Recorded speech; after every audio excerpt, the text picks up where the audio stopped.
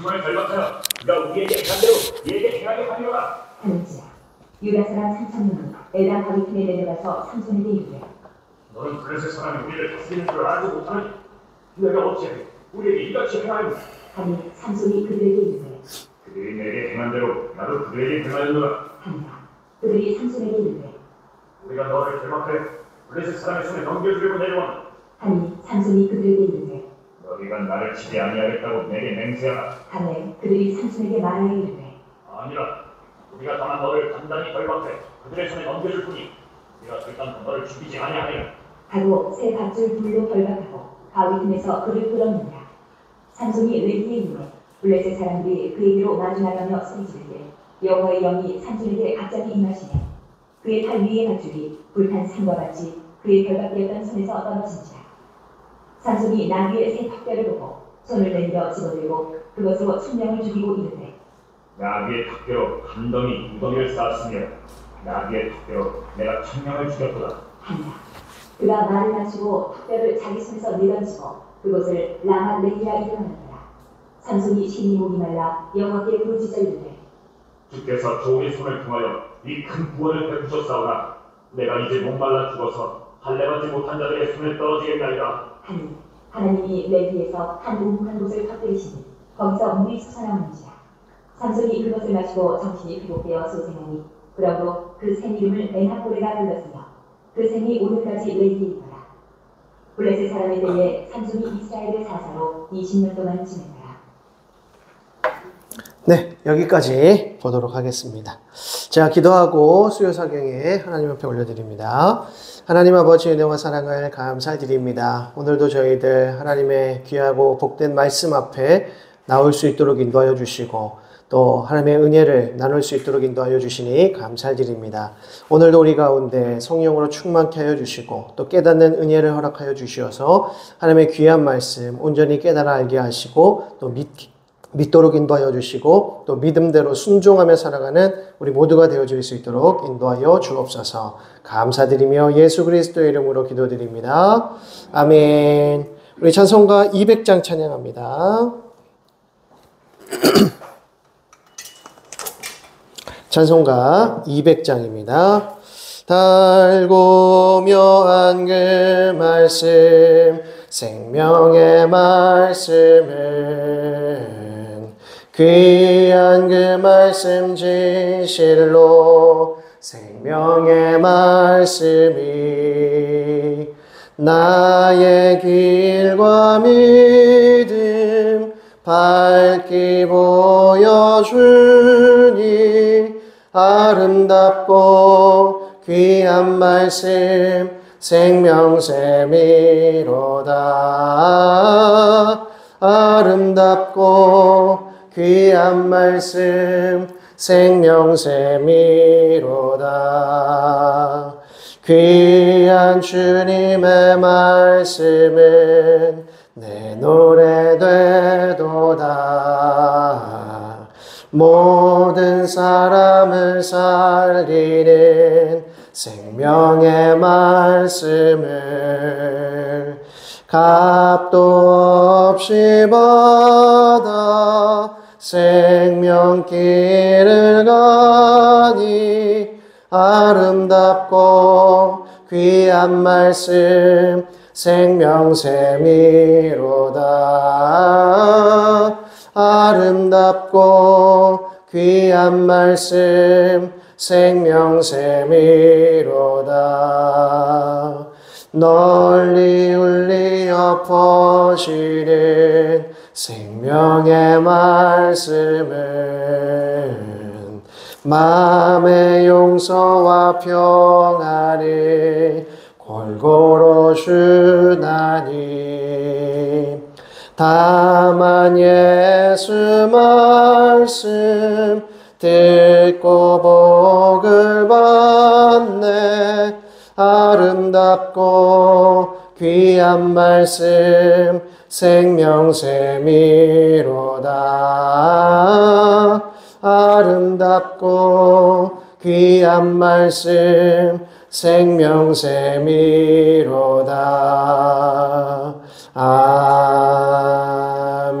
아멘. 우리 함께 보실 하나님의 말씀은 사사기 13장 1절에서 7절까지의 말씀을 보겠습니다.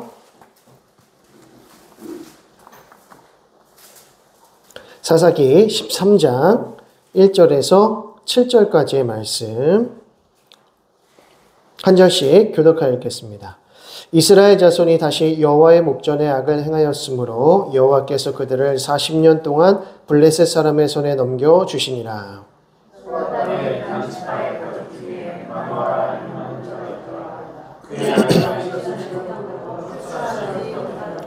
여호와의 사자가 그 여인에게 나타나서 그에게 이르시되 보라 내가 본래 임신하지 못함으로 출산하지 못하였으나 이제 임신하여 아들을 낳으리니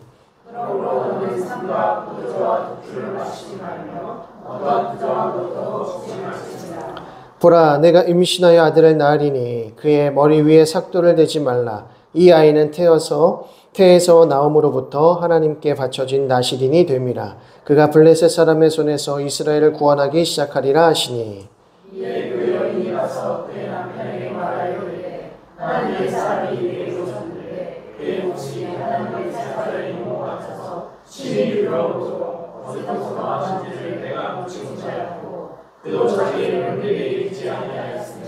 함께 봅니다. 그가 내게 이르기를 보라 내가 임신하여 아들을 낳으리니 이제 포도주와 독주를 마시지 말며 어떤 부정한 것도 먹지 말라.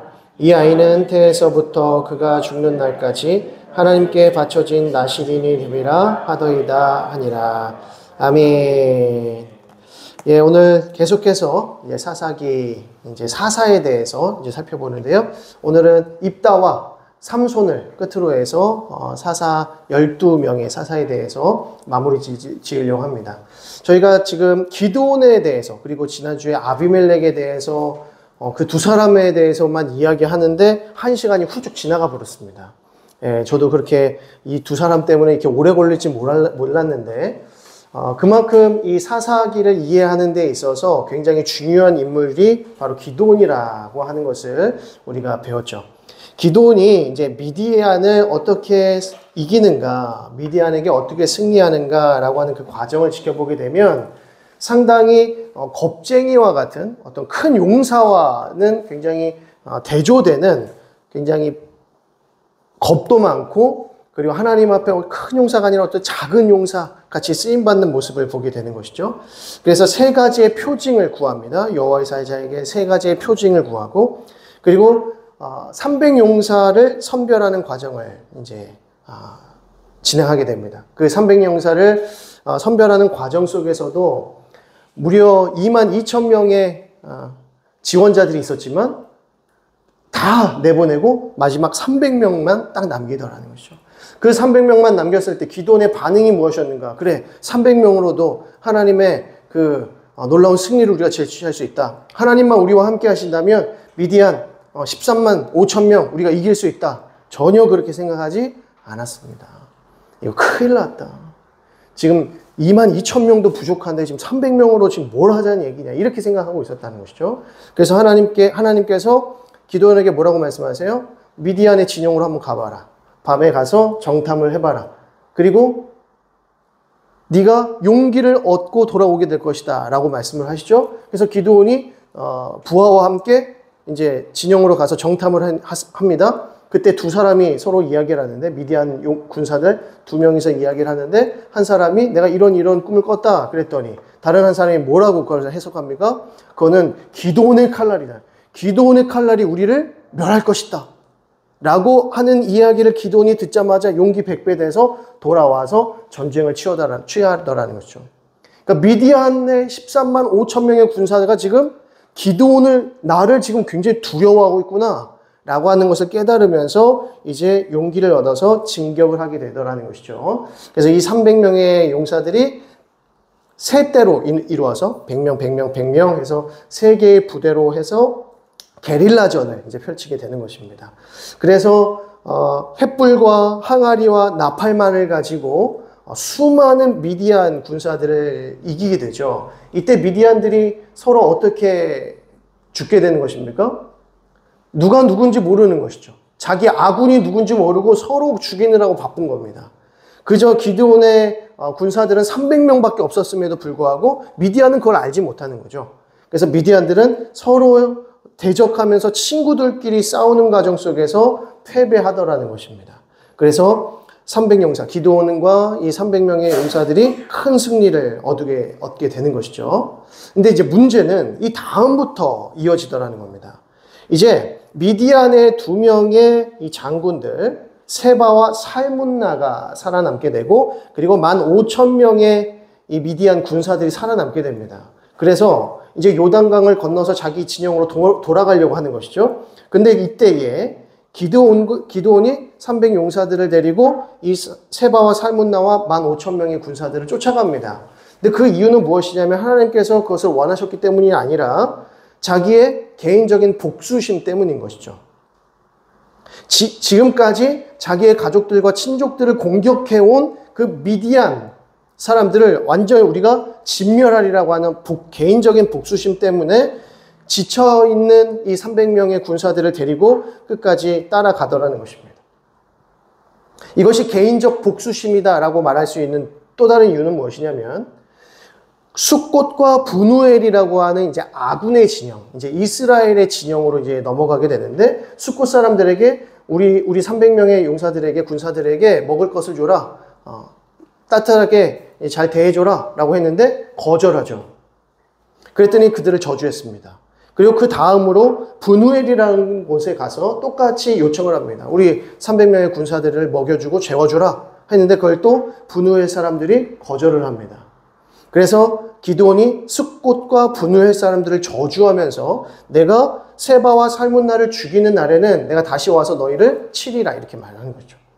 근데 아니나 다를까 그 세바와 살문나를 추격해서 붙잡은 후에 그들을 처형하고 다시 숫꽃과 분우엘로 돌아와서 그곳에 그 방백들 77인을 다 죽이게 됩니다. 잔인한 처벌인 것이죠. 이런 모습들을 이렇게 보면서 기드온에게 있어서 어떠한 심각한 문제점이 발견되는가라고 했을 때 결국 미디안 족속들만 처형하고 처벌하는 것이 아니라 아군들까지도 공격하더라는 것이죠. 자기 아군들에게까지도 공격하는 이 잔인한 모습을 보이게 됩니다. 근데 그 이유는 무엇이냐면 이들이 뭐 불신앙이라든가 하나님을 배반했기 때문이 아니라 이 기드온을 받아들이지 아니하는, 기드온의 말을 듣지 아니하는, 지금 내가 어떤 승리를 거둔 사람인데 지금 나의 부탁을, 이 나의 명령을 거절해? 라고 하는 거죠. 그러니까 스스로 높아지고 교만해져서 그들의 왕처럼 행하더라는 것입니다. 스스로 자기를 높이면서 왕이 되고자 하는 모습이 기드온에게 발견되었다는 것이죠. 자, 이런 모습을 볼 때 동족 상잔의 모습을 바라보면서 이들에게 영적 분별력이 점점점 상실되어 가고 있다. 이스라엘 전체의 사사요 영적 리더십으로 세움받아야 되는 기드온이 오히려 자기 민족들을 해하는 입장에 있다는 것입니다.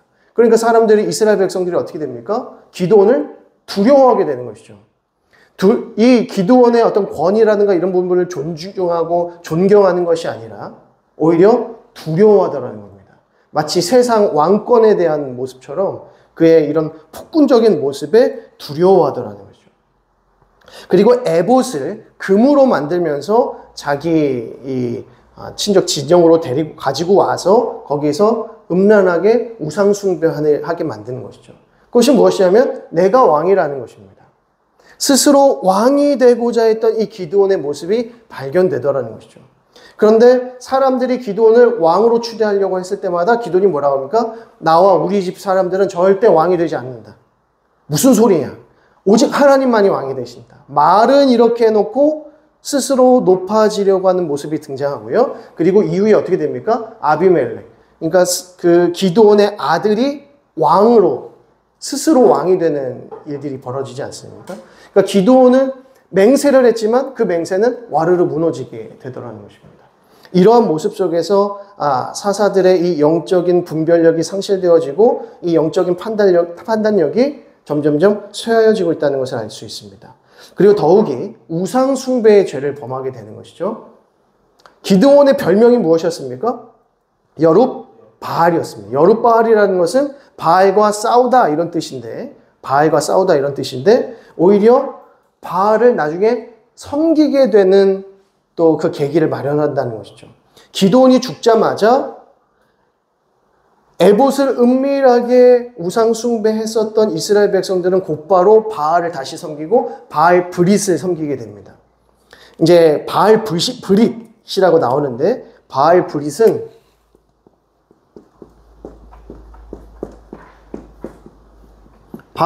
언약입니다. 언약이라는 뜻입니다.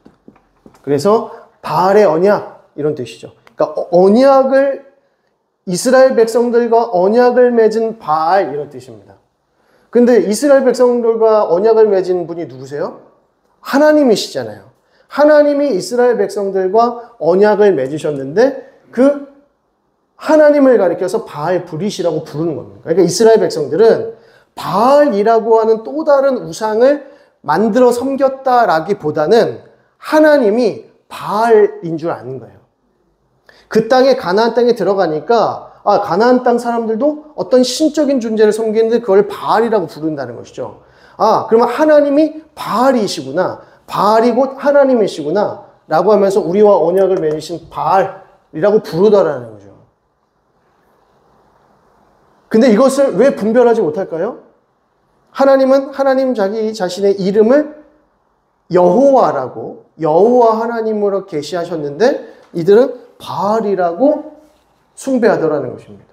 그러니까 이스라엘에게 주신 그 율법, 하나님의 말씀을 버렸더니 분별을 하지 못하는 것이죠.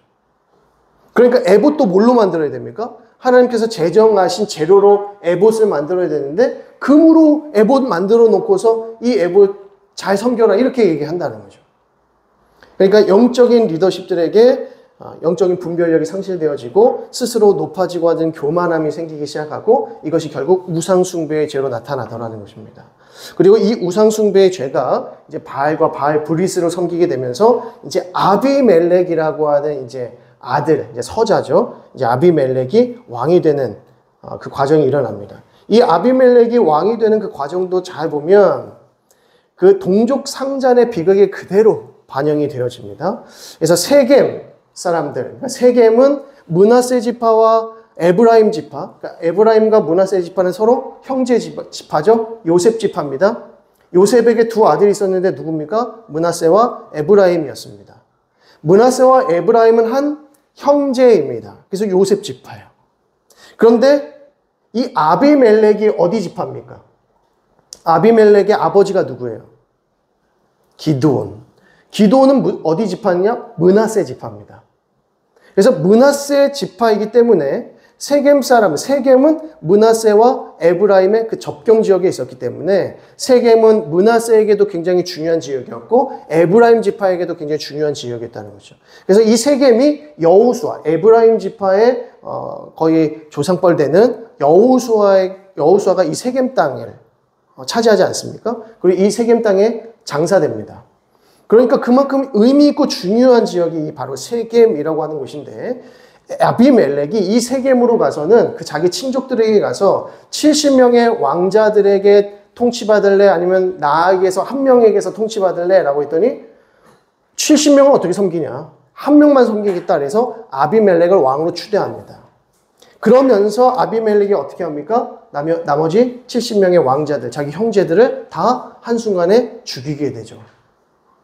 동족 상잔의 비극이 등장합니다. 그러면서 요담 한 사람이 살아남아요. 요담 한 사람이 살아남는데 이 요담이라고 하는 사람이 그리심산에 올라가서 요담 우화에 대해서 이야기하죠. 그래서 그 비유를 드는데 나무들이 왕을 선출하는 과정을 보여줍니다. 그래서 나무들이 감람나무를 우리 추대하자. 감람나무에게는 열매도 맺어지고 얼마나 푸르르냐. 감람나무가 우리에게 딱 리더가 될 만하다. 그랬더니 감람나무는 나는 하나님을 섬기는 데 있어서 내가 할 일이 많으니 나는 왕이 될 수 없다. 그랬더니 이번에는 무화과 나무를 그러면 우리가 왕으로 추대하자. 그의 열매가 얼마나 풍요로운가. 근데 무화과 나무가 뭐라 합니까? 나도 내 열매를 가지고 하나님께 영광 올려드리기 위해서 내가 시간이 부족하다. 그러니까 다른 나무를 왕으로 삼으라. 그랬더니 그럼 이번엔 포도나무를 왕으로 삼자. 근데 포도나무 역시도 나도 할 일이 많으니 왕이 될 수 없다. 라고 합니다. 그래서 마지막에 누가 왕이 됩니까? 가시나무가 왕이 됩니다. 그래서 가시나무가 뭐라고 해요? 자, 모든 나무들아, 내 그늘에 와서 쉬어라. 라고 한다는 거예요. 이 가시나무가 누굽니까? 아비멜렉을 가리키는 겁니다. 그래서 세겜 족속이 3년 후에 이 모든 과정 속에서 아비멜렉이 우리의 리더가 될 자격이 없다라는 걸 깨닫고 이제 아비멜렉을 다시 이제 버리려고 하는 거죠. 그때 아비멜렉이 이제 세겜 족속과의 비극적인 전쟁을 또 치르게 되는 것입니다. 그리고 아비멜렉은 마지막에 허망하게 죽게 되고요. 결국 이 아비멜렉 이야기가 주는 메시지가 무엇인가? 이 성경을 이렇게 보시면 내용이 엄청 깁니다. 이 사사기 9장, 이 아비멜렉에 관한 내용이 굉장히 깁니다. 기드온 얘기도 길었는데 아비멜렉 이야기가 뭐 이렇게 길 이유가 뭐가 있는가? 이 아비멜렉의 핵심 또한 무엇이냐? 바알과 바알 브릿을 섬겼더니 어떤 결과가 나타나느냐를 보여주는 것이죠. 동족 상잔의 비극.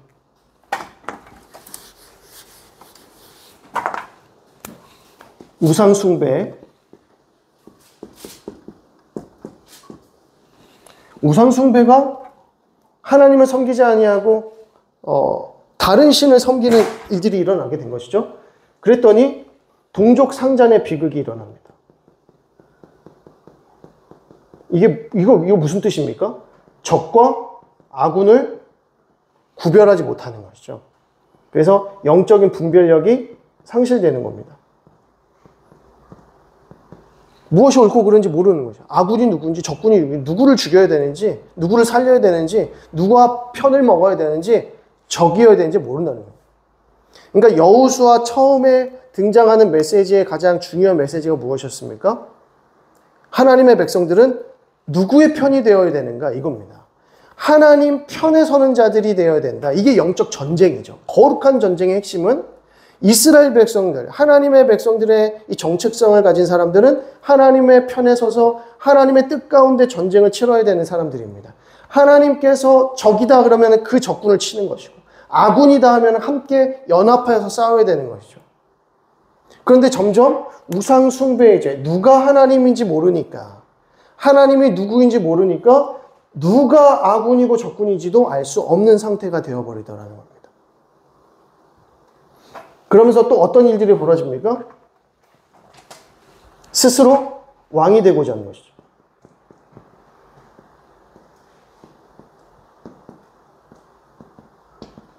이게 핵심입니다. 스스로 왕이 되고자 하는 것. 특히 사사들은 왕이 세상적인 왕으로 세움받은 것이 아니라 하나님의 영적 리더로 세움받았습니다. 그래서 하나님의 말씀하신 대로 통치하고 말씀하신 대로 싸우고 말씀하신 대로 이스라엘 백성들을 돌봐야 하는 자들이 사사입니다. 그러니까 모세를 생각하면 되는 것이죠. 모세와 여호수아를 생각하시면 됩니다. 그런데 이후의 사사들은 어떤 모습을 보이는가? 스스로 왕이 되려고 하는 모습을 보인다는 것입니다. 오히려 모세 때를 생각해 보면 다시 이제 모세 오경으로 딱 넘어가가지고 출애굽기 이후의 모습을 보게 되면 하나님께서 모세를 하나님과 같은 선지자로 세우시죠. 놀라운 능력을 주시면서 하나님께서 그에게 모든 권세와 능력을 부여주셨습니다. 근데 모세는 항상 어떻게 했습니까? 겸손했고 온유했어요. 그래서 하나님께서 오히려 이스라엘 백성들의 그 불의함 때문에 이스라엘 백성들을 심판하시려고 할 때마다 모세는 뭐합니까? 중재하고 중보하고 기도하더라는 것이죠. 하나님의 마음을 가지고 긍휼히 여기는 마음으로 영혼들을 품는 모습을 보여준다는 겁니다. 이것이 하나님 마음에 얼마나 합해 있는가. 그러니까 하나님의 백성들이 하나님의 나라가 든든히 세워지는 역사들이 일어나는 것이죠.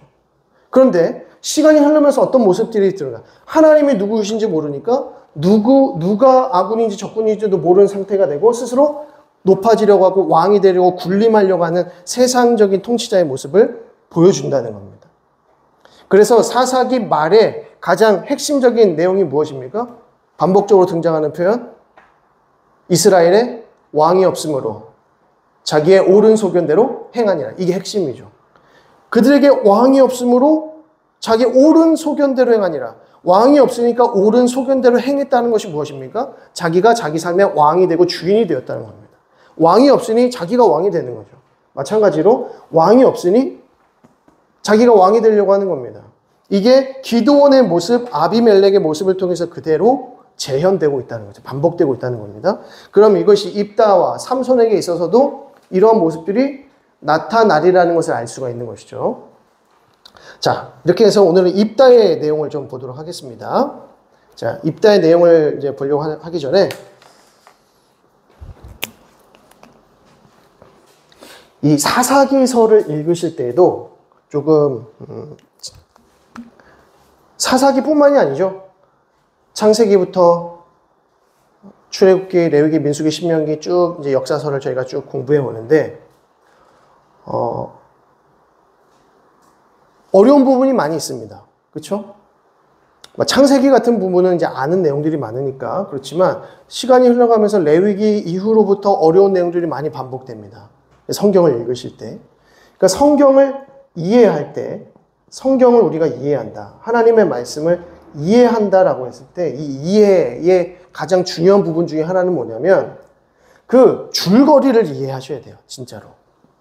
이게 어떤 내용이냐, 지금 이 내용이 어떤 줄거리, 어떤 이야기를 가지고 있느냐, 이 내용을 아셔야 돼요. 하나님께서 모세에게 나타나셔서 모세가 계속해서 하나님의 그 부르심의 소명에 대해서 거부하지 않습니까? 6번이나 거부합니다.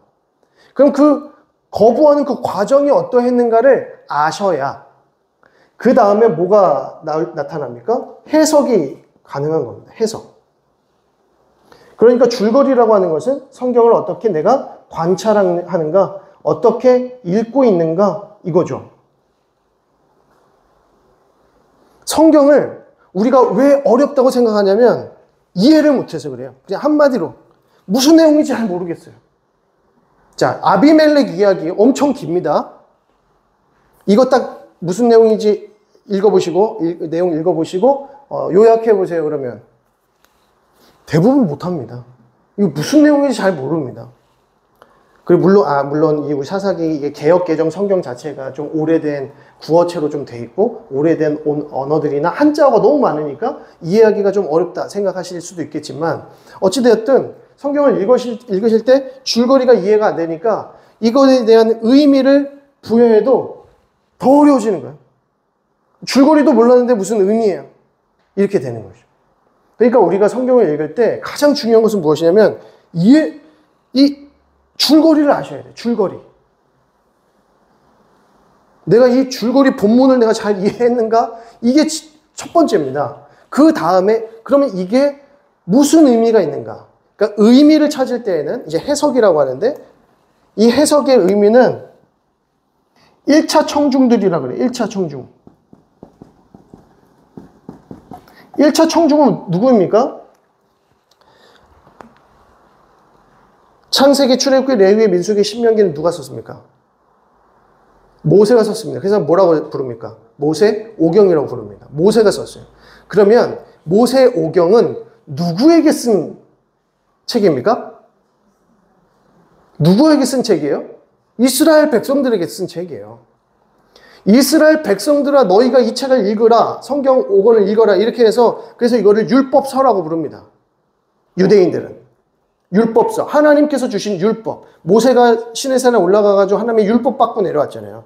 그 율법을 가지고 내려온 거에 그냥 10계명 두 돌판만 이야기하는 것이 아니라 모세오경 전체에 대한 이야기입니다. 유대인들은 이 모세오경을 매우 성시화해요. 매우 거룩한 책이라고 봅니다. 그래서 이 1차 청중들 이스라엘 백성들에게 지금 모세가 모세오경에 대한 이야기를 남겨놓고 기록해놨는데 그러면 모세가 1차 청중들에게 지금 하고자 하는 메시지가 무엇인가를 먼저 발견하고 그것이 우리의 삶 속에서 어떻게 해석되고 어떻게 적용할 수 있는지 우리가 고민해야 되는 것이죠. 그래서 이 1차 청중에 대한 내용들을 우리가 메시지를 찾은 다음에 메시지를 찾으면 이 메시지를 가지고 우리의 상황과 환경 속에 대입하는 거. 이걸 뭐라고 합니까? 이 속에 집어넣는 거? 이 메시지를 우리의 삶 속에 집어넣는 거? 이거를 적용이라고 부릅니다. 그래서 우리가 성경을 읽는 이유는 성경을 해석하고 이해할 뿐만 아니라 그 의미를 찾아내고 그 찾아낸 메시지 의미를 우리의 상황 속에서 적용시키는 거죠. 이게 우리가 성경을 읽는 이유입니다. 근데 뭐부터 안 돼? 내용부터 몰라. 내용부터. 줄거리도 몰라. 자, 삼손 이야기. 삼손 이야기에 지금 이제 13장부터 이제 삼손 이야기에 등장하는데, 삼손 이야기의 처음 시작이 어떤 이야기로 시작돼요? 바로 삼손과 들릴라 이야기로 시작됩니까? 삼손과 들릴라 이야기는 맨 마지막에 짧게 등장해요. 삼손이 힘이 셌다 이야기로 시작하나요? 전혀 그렇지 않습니다. 엄마 아빠 이야기부터 시작돼요. 삼손의 엄마 아빠 이야기. 엄마 아빠가 여호와의 사자를 만나서 삼손이 태어날 것이라는 것을 고집하는 장면부터 등장합니다. 그러니까 삼손 이야기를 우리가 기억은 하고 있지만, 대략 알고 있지만 무슨 메시지인지 알지 못하니까 나중에 삼손에 대한 본문을 가지고 목회자가, 설교자가 설교를 할 때 삼손은 알아. 근데 삼손이 뭐 한지는 잘 몰라. 이게 뭐예요? 이건 삼손을 모르는 겁니다. 삼손은 힘이 셌다. 그거는 성경에서 전혀 중요한 메시지가 아니잖아요. 하나님께서 삼손을 통하여서 무엇을 하셨고 또 무엇을 하기를 원하셨는지, 또 이 성경을 읽는 청중들이 삼손의 이야기를 통하여서 어떤 메시지를 깨닫고 어떻게 삶에 적용하고자 하는지를 하나님께서 그것 때문에 삼손 이야기를 주셨는데, 우리는 삼손조차 누군지 사실 잘 몰라요. 그래서 성경 읽기를 하시잖아요. 성경 통독도 하시고 필사도 하시고. 근데 가장 중요한 게 뭐라고요? 줄거리의 내용을 아셔야 돼요. 줄거리. 그래서 사사기도 이게 기드온 이야기를 우리가 이렇게 많이 들었지만 왜 우리가 해석의 어려움도 있고 이걸 어떻게 적용해야 되는지 왜 모릅니까? 사실 기드온이 누군지 잘 몰라요. 말은 많이 들어봤는데 기드온이 잘 누군지 모르겠어요. 여기서부터 우리가 어려움을 겪는 거죠. 그러면 기드온이 누군지 알기 위해서는 성경을 읽을 때 이해를 하셔야 되네요. 이거 이런 내용이구나. 이렇게 됐구나. 이런 곳에서 이런 일들이 벌어졌구나라는 것을, 스토리와 이 줄거리를 이해를 하셔야 그 안에서 의미를 뽑아낼 수 있고 해석이 가능하고 적용을 할 수 있다는 것이죠. 그러면 어떻게 우리가 줄거리를 잘 이해할 수 있는가? 개역개정 성경은 너무 이해하기가 어렵지 않습니까? 그러면 번역본들을 보세요. 이게 이해하기 쉬운 영어 성경을 읽으시면 됩니다. 이 영어 성경이 조금 어려우시면 우리 그 현대인의 성경 읽으셔도 되고요. 그리고 이제 새번역 성경 같은 걸 읽으셔도 돼요. 이제 조금 편하게 번역된 책들. 그렇게 읽으면서 이해를 하셔야 돼요.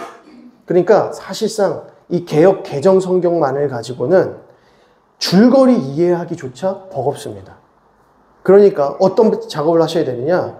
이 스토리를 이해하기 위해 여러 번역본들, 현대인의 성경이라든지 새번역 성경이라든지 아니면 때로는 영어 성경을 통해서 뉘앙스가 어떤 뉘앙스인지, 어떤 의미를 갖는지, 어떤 분위기인지를 이해하시고 읽으셔야 된다. 그 다음에 해석된 메시지를 받으시면 이게 이런 내용이구나 라고 정확하게 이해할 수가 있는 거죠. 이 작업이 되지 않은 상황 속에서 신학을 이야기하고 그 의미와 해석을 이야기하고 이거를 막 억지로 적용하려고 하면 이게 안 된다는 것이죠. 그래서 우리가 성경 읽기를 할 때부터 뭐부터 해야 된다? 줄거리를 이해하는 게 가장 중요하다라는 것입니다. 자, 그래서 제가 이 말씀을 드린 이유는 입다의 이야기조차도 우리가 그 줄거리를 이해하는 데 애를 쓰셔야 됩니다. 자, 사사기 10장을 넘어가면 사사 돌라와 야일에 대한 얘기가 간단하게 이제 제시가 되고요. 이어서 입다의 이야기가 나오죠. 자, 입다의 이야기를 보시면 6절부터 보시면 이스라엘 자손이 다시 여호와의 목전에 악을 행하였다. 이제 순환 기사가 이제 등장을 하죠. 행하여 바알들과 아스타롯과 아람의 신들과 시돈의 신들과 모압의 신들과 암몬 자손의 신들과 블레셋 사람들의 신들을 섬기고 여호와를 버리고 그를 섬기지 아니하므로. 참 신을 많이 섬기기 시작합니다. 각종 지역에 있는 신들을 다 섬기기 시작을 하는 겁니다. 7절 여호와께서 이스라엘에게 진노하사 블레셋 사람들의 손과 암몬 자손의 손에 그들을 파셨다. 블레셋과 암몬에게 파셨다는 것입니다. 그리고 8절에 그 해에 그들이 요단강 저쪽 길르앗에 있는 아모리 족속의 땅에 있는 모든 이스라엘 자손을 쳤으며 18해 동안 억압하였더라.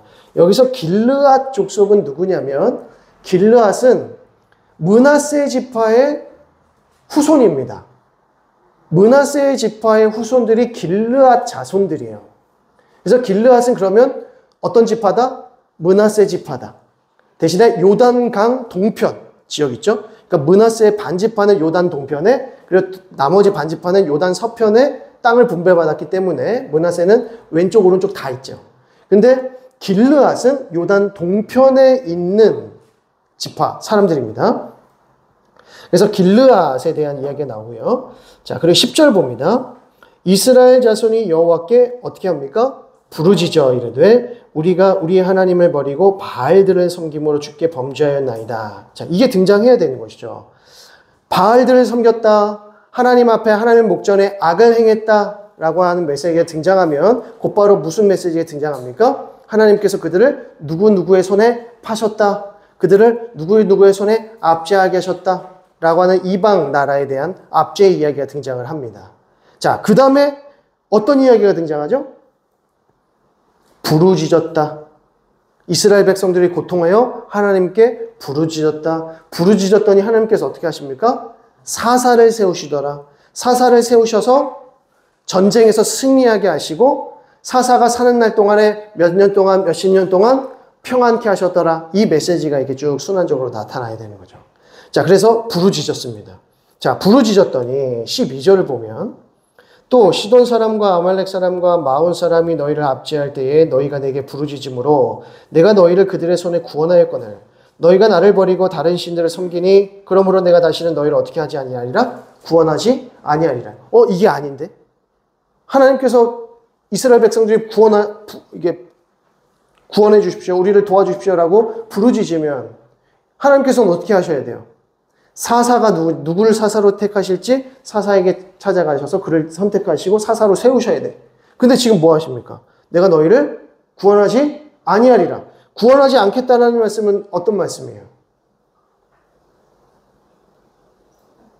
사사를 세우지 않겠다 이 말이죠. 구원하지 않겠다라고 하시는 것은 결국 너희들에게 사사를 주지 않겠다. 이 말씀과 동일하다는 겁니다. 자, 그랬더니 자 16절을 보시면 자기 가운데에서 이방 신들을 제하여 버리고 여호와를 섬김에 여호와께서 이스라엘의 권고로 말미암아 마음에 근심하시니라. 그러니까 그래도 하나님께서 너희를 구원하지 않겠다라고 말씀하셨지만 이스라엘 백성들이 회개하는 모습들을 보이니까 하나님께서 근심하신다는 거예요. 구원을 해줘야겠다 이런 마음을 가지셨다는 거죠. 17절 그때에 암몬 자손이 모여서 길르앗에 진을 쳤으므로 이스라엘 자손도 모여서 미스바에 진을 쳤다는 것입니다. 이제 전쟁이 일어나기 이제 일보 직전입니다. 11장을 넘어갑니다. 11장을 보시면 길르앗 사람 입다는 큰 용사였으니 기생이 길르앗에게서 낳은 아들이었고 라고 말합니다. 자, 여기서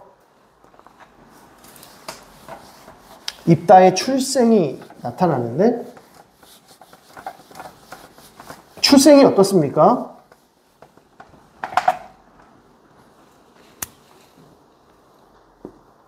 입다는 길르앗은 므낫세입니다. 므낫세 지파였고요. 근데 길르앗은 누구의 아들이다? 기생의 아들이었답니다. 기생의 아들. 길르앗이 기생에게 낳은 아들입니다. 그러니까 벌써 출생부터가 거룩하지가 못하죠. 음란합니다. 자, 이러한 상황 속에서 2절 길르앗의 아내도 그의 아들들을 낳았더라. 그 아내의 아들들이 자라매 입다를 쫓아내며 그에게 이르되 너는 다른 여인의 자식이니 우리 아버지의 집에서 기업을 잊지 못하리라 한지라. 이제 서자를 쫓아낸 겁니다. 그 형제들이. 이에 입다가 그의 형제들을 피하여 돕당에 거주하며 잡류가 그에게로 모여와서 그와 함께 출입하였더라. 이제 잡류라고 하는 것은 약간 깡패 이런 그 집단을 말합니다. 자, 그러면서 4절에 얼마 후에 암몬 자손이 이스라엘을 치려하니라. 암몬 자손이 이스라엘을 치려할 때에 길르앗 장로들이 입다를 데려오려고 돕당에 가서 입다에게 이르되 우리가 암몬 자손과 싸우려 하니 당신은 와서 우리의 장관이 되라 라고 합니다. 장관이 되라 라고 하면서 8절의 말씀에 그러므로 길앗 장로들이 입다에게 이르되 이제 우리가 당신을 찾아온 것은 우리와 함께 가서 암몬 자손과 싸우게 하려미니 그리하면 당신이 우리 길앗 모든 주민의 머리가 되리라며. 입다가 길앗 장로들에게 이르되 너희가 나를 데리고 고향으로 돌아가서 암몬 자손과 싸우게 할 때에 만일 여호와께서 그들을 내게 넘겨주시면 내가 과연 너희의 머리가 되겠느냐 하니 길앗 장로들이 입다에게 이르되 여호와는 우리 사이의 증인이시니 당신의 말대로 우리가 그렇게 행하리이다 하니라. 그러면서 입다가 길앗 장로들과 함께 가니 백성이 자기들의 머리와 장관을 삼은지라. 입다가 미스바에서 자기의 말을 다 여호와 앞에 아뢰니라 라고 합니다. 자, 이 입다를 장관으로 세운 자가 누구죠?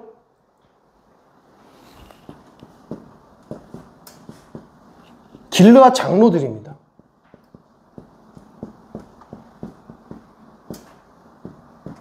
그러니까 거기에 있는 이제 우두머리들이죠. 그 리더십들이 입다에게 찾아가서 입다가 이제 싸움을 잘하는 용사니까 당신의 도움이 필요하다. 그래야 암몬 자손에게 우리가 승리할 수 있다라고 하면서 장관들이 가서 데리고 옵니다. 그래서 우두머리로 삼습니다. 장관으로 삼습니다. 자, 여기서의 가장 큰 문제점은 무엇일까요? 입다의 출생이기도 하지만 그보다 더 중요한 문제는 무엇이냐면 하나님이 선택하시지 않았다는 겁니다. 사람들이 세웠다는 겁니다. 길앗 장로들이 세운 사람입니다. 그러면서 이 장관과 입다 사이에 어떤 거래가 오고 갔습니까? 내가 너희의 머리가 되겠느냐? 내가 너희의 왕이 되겠느냐? 이 뜻이죠. 그러니까 입다가 지금 이 길앗 장로들에게 원하는 것은 무엇이냐면 내가 너희의 왕이 되게 하겠느냐? 그럼 내가 가겠다 라고 하는 겁니다. 앞서서 이야기한 이 아비멜렉의 이야기와 정확하게 이제 중첩이 되는 것이죠. 자, 그러면서 23절로 넘어갑니다. 사사기 11장 23절 이스라엘의 하나님 여호와께서 이같이 아모리 족속을 자기 백성 이스라엘 앞에서 쫓아내셨거늘 내가 그 땅을 얻고자 하는 것이 옳으냐. 이게 무슨 말이냐면 사사기 11장 12절에 드디어 장관이 된 입다가 암몬 자손의 왕에게 사신을 보냅니다. 사신을 보내어서 너희가 이 땅을 차지하려고 노력하지 마라. 이 땅을 너희가 쳐들어오려고 공격하려고 하지 마라. 왜냐하면 이 땅은 하나님께서 우리에게 주신 땅인데 너희가 어찌 감히 이 땅을 차지하려고 하느냐라고 하는 것을 구약적인 의미 안에서 얘기를 합니다. 그랬을 때 이 말에 대해서 암몬의 왕이 그래 네 말이 옳다 하고 돌아갔겠습니까? 아니면 무시했겠습니까? 무시합니다. 자, 28절을 보면 암몬 자손의 왕이 입다가 사람을 보내어 말한 것을 어떻게 했다? 듣지 아니하였다라고 합니다. 이에 여호와의 영이 입다에게 임하시니 입다가 길앗과 므낫세를 지나서 길앗의 미스베에 이르고 길앗의 미스베부터 암몬 자손에게로 나아갈 때에 그가 여호와께 서원하여 이르되 주께서 과연 암몬 자손을 내 손에 넘겨주시면 내가 암몬 자손에게서 평안히 돌아올 때에 누구든지 내 집 문에서 나와서 나를 영접하는 그는 여호와께 돌릴 것이니 내가 그를 번제물로 드리겠나이다 하니라 라고 서원을 합니다. 그때 입다가 암몬 자손에게 이르러 그들과 싸우더니 여호와께서 그들을 그의 손에 넘겨주시매 아로엘에서부터 민니까지 이르기까지 20성읍을 치고 또 아벨 그라밈까지 매우 크게 무찌르니 이에 암몬 자손이 이스라엘 자손 앞에 항복하였다라고 합니다. 자, 길앗 장로들이 입다를 세웠고 그들의 머리로 세웠습니다. 그래서 암몬 왕에게 먼저 사신을 보내어서 쳐들어올 생각하지 마. 이 땅을 점령할 생각하지 마. 라고 했는데 암몬 왕은 무시하고 이제 싸우게 된 겁니다. 근데 이제 싸우러 가기 전에 하나님께서 어떻게 합니까? 입다에게 어떻게 하셨다? 29절에 여호와의 영이 입다에게 임하시니라 라고 합니다. 여호와의 영이 입다에게 임하셨다는 것은 그 승리를 이기게 하신다는 뜻입니다. 자, 그때 입다가 뭐라고 합니까? 암몬에게 승리하게 해주시면 어떻게 하겠다? 나를 처음 맞이하는 그 사람을 번제물로 드리겠다. 번제물로 드리겠다라고 하는 서원을 합니다. 자, 그래서 입다가 암몬에게 승리를 하죠. 그게 이제 34절입니다. 입다가 미스바에 있는 자기 집에 이를 때에 큰 승리를 얻고 난 다음에 이제 자기 집으로 돌아갑니다. 보라, 그의 딸이 소고를 잡고 춤추며 나와서 영접하니 이는 그의 무남 동료라. 입다가 이를 보고 자기 옷을 찢으며 이르되 어찌할꼬 내 딸이요 너는 나를 참담하게 하는 자요 너는 나를 괴롭게 하는 자 중에 하나로다. 내가 여호와를 향하여 입을 열었으니 능히 돌이키지 못하리로다 라고 합니다. 그래서 39절에 2달 만에 그의 아버지에게로 돌아온지라 그는 자기가 소원한 대로 딸에게 행하니 딸이 남자를 알지 못하였더라. 이것이 이스라엘의 관습이 되어 이스라엘의 딸들이 해마다 가서 길르앗 사람 입다의 딸을 위하여 나흘씩 애국하더라 라고 합니다. 입다가 말도 안 되는 서원을 해서 딸이 가장 먼저 입다를 환영했으니 이제 딸을 제물로 바쳐야 되는 것이죠. 그래서 이 딸이 친구들과 함께 2달 정도 이제 여행 비슷한 거를 이제 합니다. 같이 어울리다가 이제 2달 후에 돌아와서 이제 번제물로 취하게 되는 것이죠. 누가 사람을 제물로 드리라고 했습니까? 율법에 어느 부분에 하나님께서는 인신제사를 받지 않으시죠. 인신제사, 사람을 드린 제사를 절대 받지 않으십니다. 이걸 누가 원하느냐면 몰렉, 암몬의 신, 몰렉이 원하는 방식입니다. 그래서 어린아이, 그리고 한 번도 결혼하지 않은 처녀, 그리고 여러 가지 방식으로 인신제물을 드렸어요. 그러니까 지금 아까 이 입다와 길르앗의 사람들이 누구에게 점령을 당했다고요? 블레셋과 암몬에게 점령을 당했다라고 했죠. 블레셋과 암몬의 신, 그 제사 방법이 이미 길르앗에게 물들어가기 시작한 겁니다. 그래서 하나님 나에게 승리를 주시면 가장 먼저 나를 맞이한 자를 하나님께 드리겠습니다. 이런 서원을 한다는 것이죠. 그러니까 하나님의 뜻, 율법, 제사제도, 성막제도에 대해 완전히 모르는 거죠. 하나님이 어떤 예배를 받으시고 어떤 제사를 받으신지 전혀 알지 못합니다. 번제를 어떻게 드려야 되는지 전혀 알지 못합니다. 서원을 이렇게 했어도 안 드려도 되는 것이죠. 오히려 회개하고 하나님 앞에 올바른 방식으로 예배하고 번제 드렸다면 하나님께서 그것을 더 기뻐 받으셨을 텐데 그렇게 하지 않다는 거죠. 이것이 암몬이 주는 첫 번째 가장 큰 메시지입니다. 자, 두 번째로 12장을 보게 되면 에브라임 사람들이 모여 북쪽으로 가서 입다에게 이르되 내가 암몬 자손과 싸우러 건너갈 때 어찌하여 우리를 불러 너와 함께 가집게 하지 아니하였느냐. 우리가 반드시 너와 내 집을 불사르리라니. 입다가 그들에게 이르되 나와 내 백성이 암몬 자손과 크게 싸울 때에 내가 너희를 부르되 너희가 나를 그들의 손에서 구원하지 아니한 고로 나는 너희가 도와주지 아니하는 것을 보고 내 목숨을 돌보지 아니하고 건너가서 암몬 자손을 쳤더니 여호와께서 그들을 내 손에 넘겨주셨거늘 너희가 어찌하여 오늘 내게 돌아와서 나와 더불어 싸우고자 하느냐 아니라.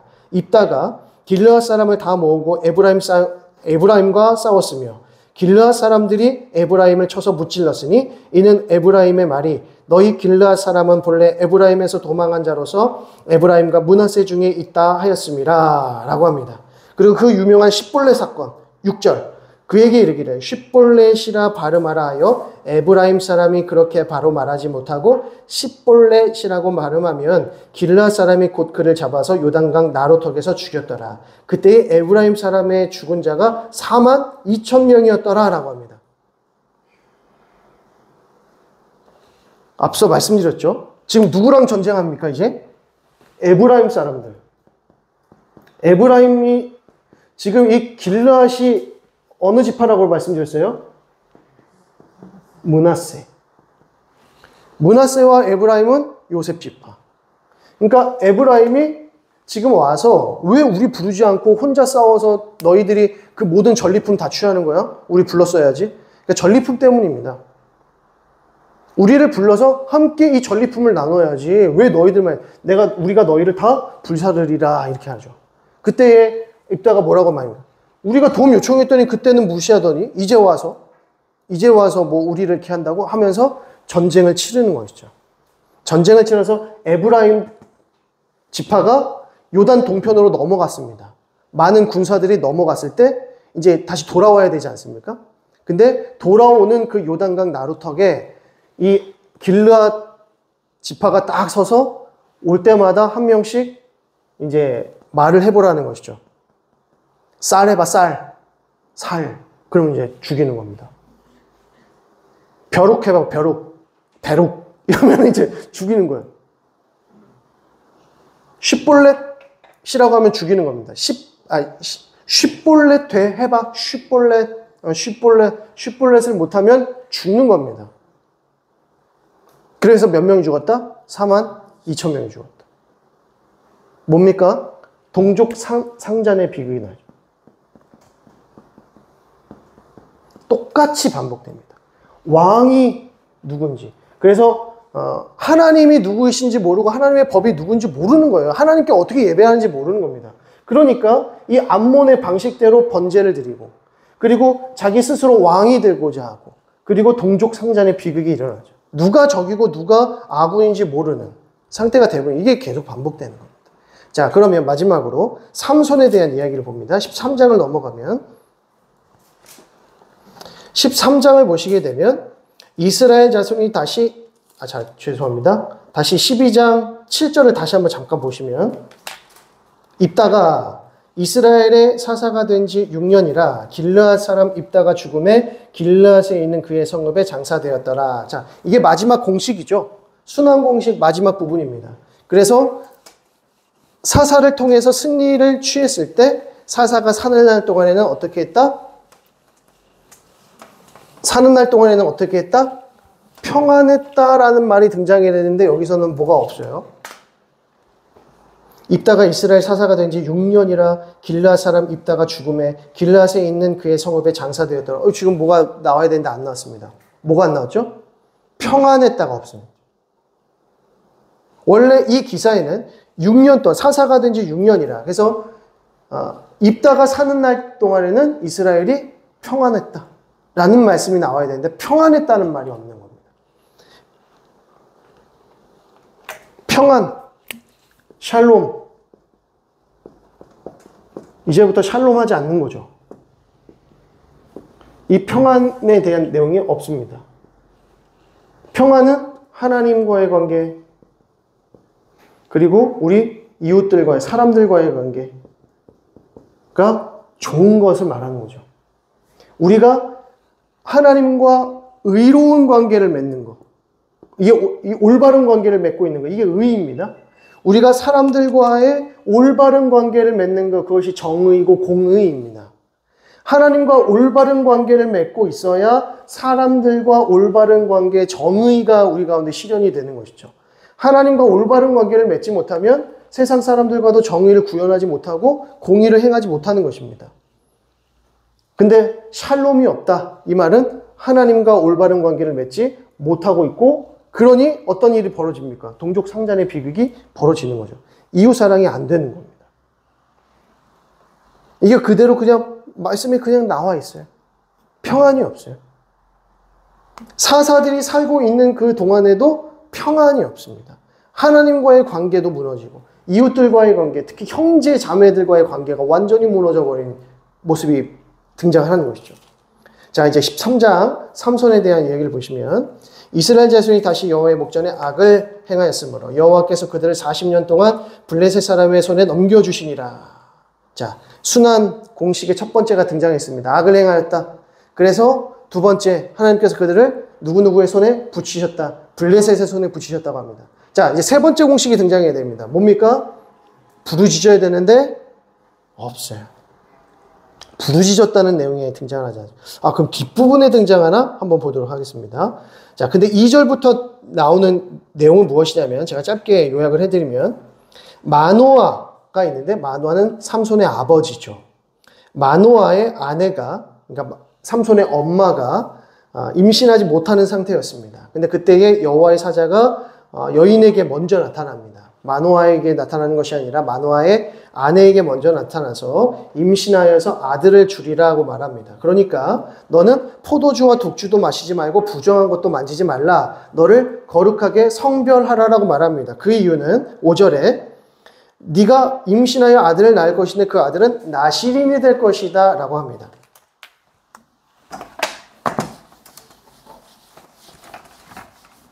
나시린이 뭐죠?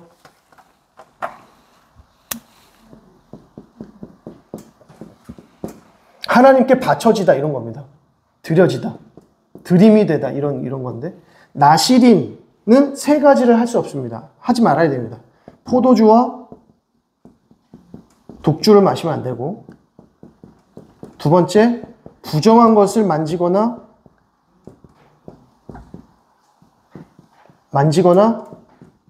먹으면 안 됩니다.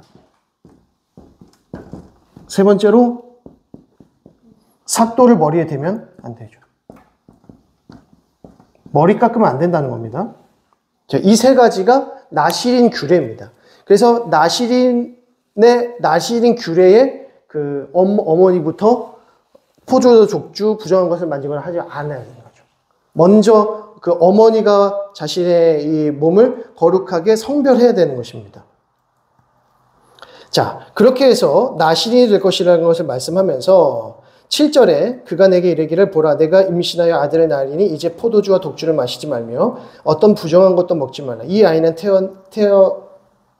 태어서부터 그가 죽는 날까지 하나님께 바쳐진 나시린이 됨이라 하더이다 라고 말하죠.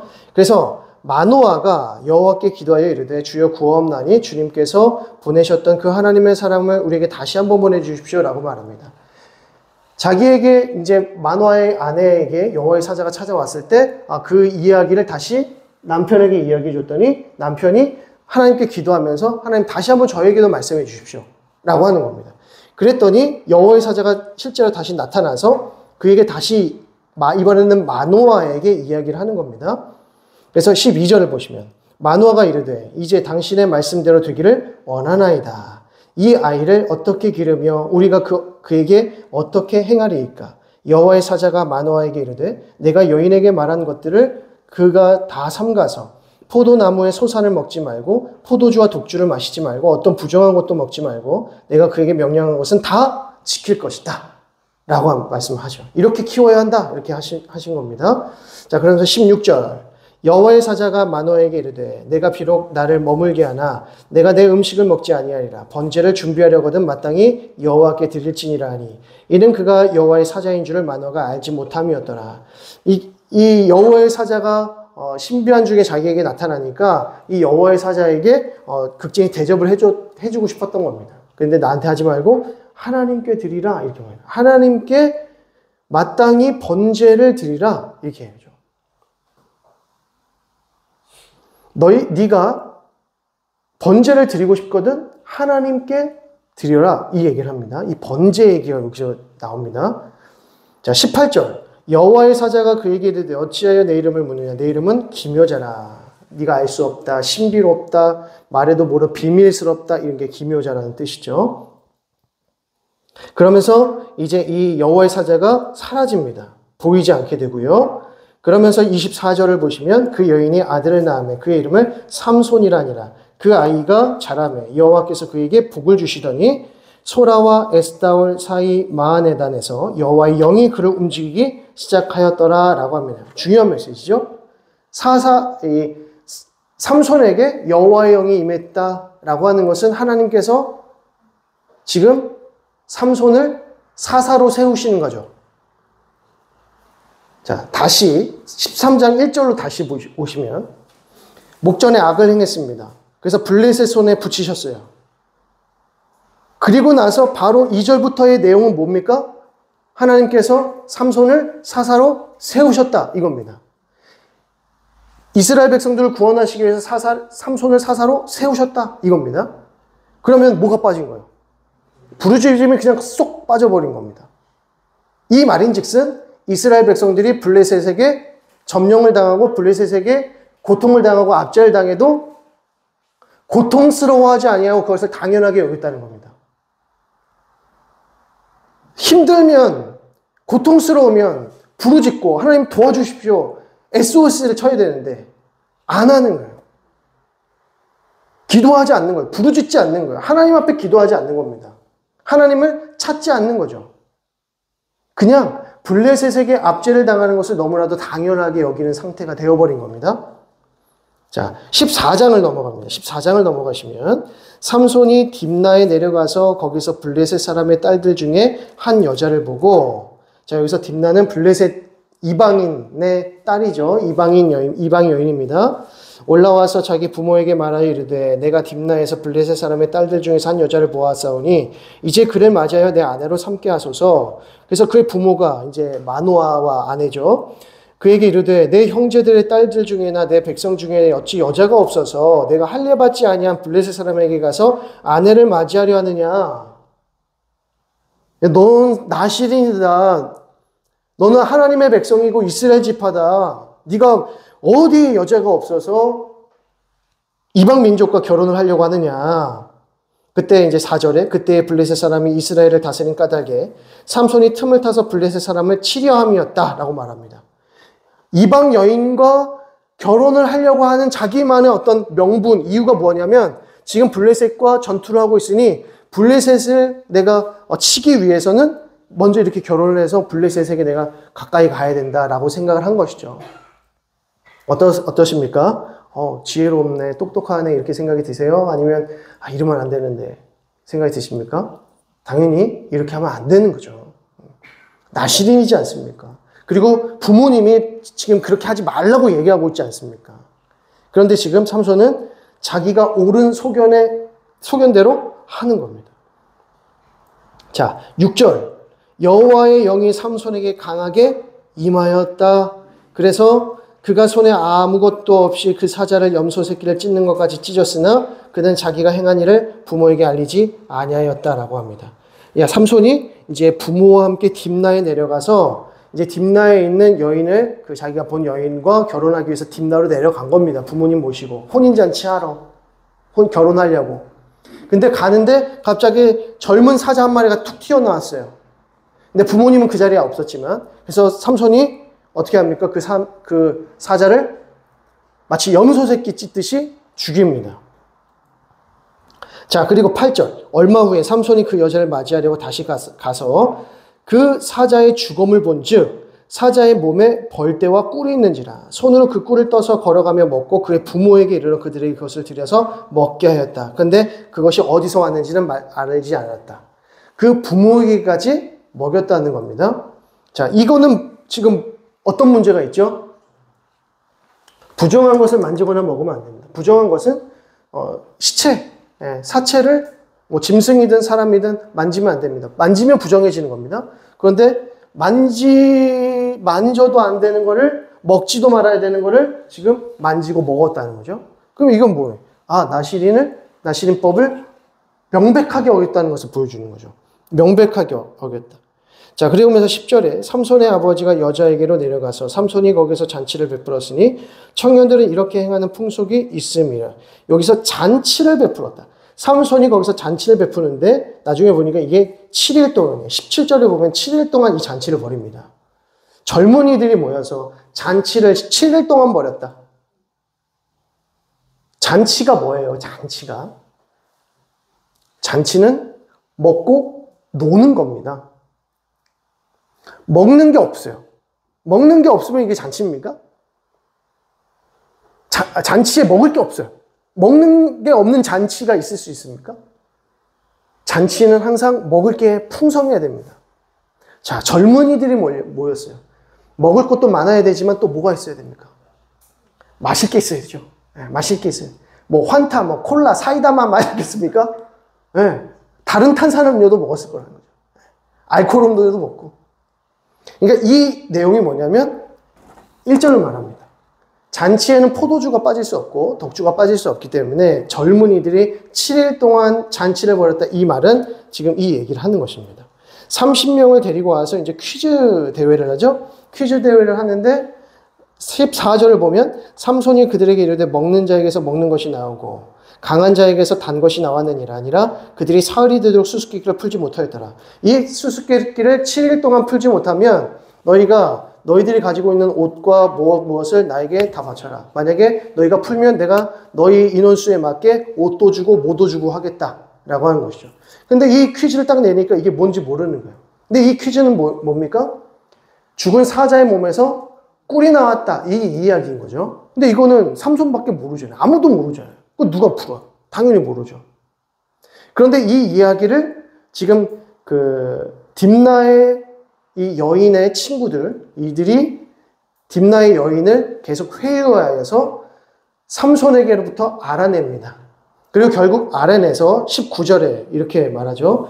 여호와의 영이 삼손에게 갑자기 임하시는데 삼손이 아스글론에 내려가서 그곳 사람 30명을 쳐 죽이고 노력해서 수수께끼 푼 자들에게 옷을 주고 심히 노하여 그의 아버지의 집으로 올라갔고 삼손의 아내는 삼손의 친구였던 그의 친구에게 중바되었더라 라고 합니다.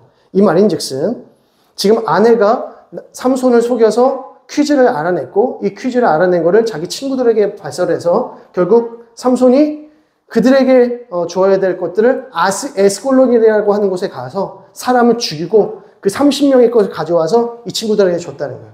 그 삼손은 어떻게 했다? 너무 열이 받아가지고 다시 아버지와 함께 집으로 돌아갔단 말이에요. 혼인잔치인데 7일 거의 다 마쳤는데 지금 돌아가는 겁니다. 화가 나서.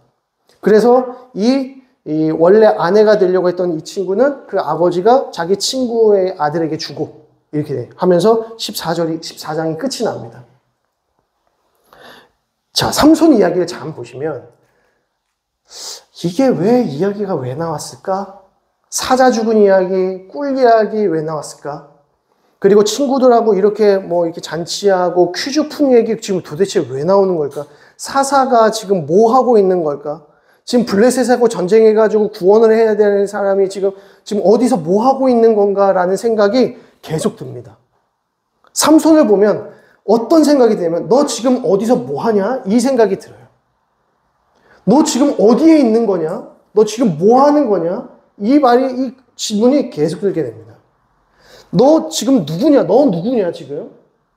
지금 삼손 누군데 너 지금 뭐 하고 있는 거냐? 이 생각이 든다고 해야죠. 마지막에 들릴라 이야기를 보면서 이 얘기가 그냥 딱 정점을 찍죠. 지금 삼손은 뭐 하고 있는 건가? 삼손은 누구인가? 우리가 그 질문을 계속해서 던지면서 이 스토리들을 읽어 내려갈 수밖에 없다는 겁니다. 자, 여기까지 하도록 하겠습니다. 오늘도 실패했어요. 오늘도 실패. 다음 주에는 성공할 줄을 믿고 또 다음 주에 또 읽어오시고 하면서 중요한 건 뭐라고요? 줄거리를 이해하셔야 됩니다. 어떤 성경 내용이든 줄거리를 먼저 이해하셔라. 그리고 난 다음에 해석하고 의미를 찾는 과정 속에서 깨달음이 오는 것이기 때문에요. 줄거리를 잘 이해하시면 좋겠습니다. 제가 기도하겠습니다. 하나님 아버지 은혜와 사랑을 감사드립니다. 하나님 이 늦은 시간까지 하나님의 귀한 말씀 배우게 하여 주시고 또 이 사사기의 말씀을 통하여서 하나님께서 이스라엘 백성들에게 원하셨던 하나님 나라의 공동체가 어떤 모습이었는지를 다시 한번 돌아볼 수 있도록 인도하여 주시니 감사드립니다. 하나님 우리의 영적인 부분과 또 영적인 상태가 어느 지점에 와 있는지 다시 한번 점검할 수 있도록 인도하시고 하나님과 올바른 관계를 맺고 있는지 또 우리 성도들과 또 이 세상 사람들과 올바른 관계 맺고 있는지를 잘 들여다볼 수 있도록 인도하여 주옵소서. 그래서 예수 그리스도를 의지함으로 구원받는 삶, 하나님 나라의 공동체를 온전히 이루어 나갈 수 있는 우리 모두가 되어질 수 있도록 인도하여 주옵소서. 감사드리며 예수 그리스도의 이름으로 기도드립니다. 아멘. 하늘에 계신 우리 아버지여, 이름이 거룩히 여김을 받으시오며 나라의 임하옵시며 뜻이 하늘에서 이룬 것 같이 땅에서도 이루어지이다. 오늘날 우리에게 일용할 양식을 주옵시고 우리가 우리에게 죄 지은 자를 사하여 준 것 같이 우리 죄를 사하여 주옵시고 우리를 시험에 들게 하지 마옵시고 다만 악에서 구하옵소서. 대개 나라와 권세와 영광이 아버지께 영원히 있사옵나이다. 아멘. 우리 옆에 분들에게 수고하셨습니다. 감사합니다. 인사하시겠습니다.